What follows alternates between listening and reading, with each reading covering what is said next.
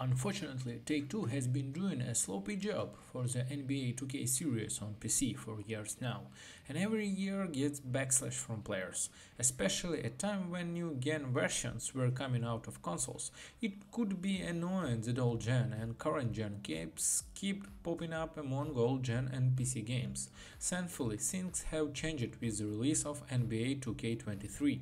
Take-Two has finally made changes in many areas, especially mechanics, to the Take-Two series. However, NBA 2K23 continues to be the focus of criticism, especially from the player community. However, I will state my thoughts about the reason for this at the end of the article. First of all, it is worth noting that this game is an updated version of console version produced a year ago. In fact, it wouldn't be wrong to say that console version of NBA 2K22 has everything in 2K23 except from the neighborhood. Regular 2K series players are familiar with the previous badge system.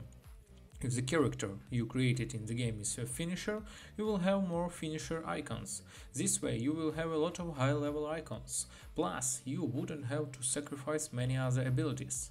NBA 2K23 is very secretive when it comes to icons, regardless on the orientation of your player. It is unlikely that you will receive many Hall of Fame badges. In NBA 2K23, it's important to think carefully about the icons you will have in the game and plan well.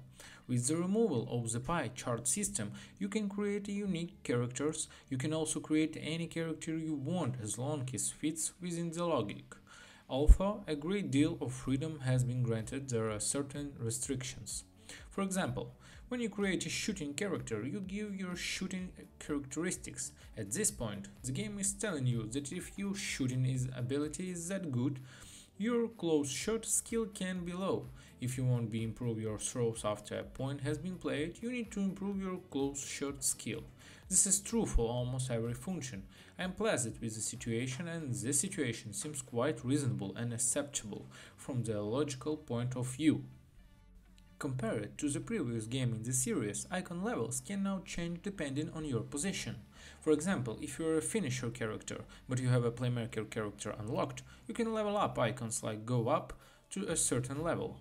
Generally speaking, as a result of all this change, Take-Two has limited the characters so that you can do everything with character. Of course, you can unlock characters that can do anything in the game, but you will unlock all the possibilities of this character only at the average level. With the removal of the pie chart system in 2K23, different builds were opened up, while on the front for a strong character that would upset the balance in the game was blocked to a certain extent. Especially with NBA 2K22, the speed of the game has increased and the balances have been greatly disturbed. You could do 3 with just about any characters and you could dunk a poster with any character. NBA 2K23 has some major animation changes.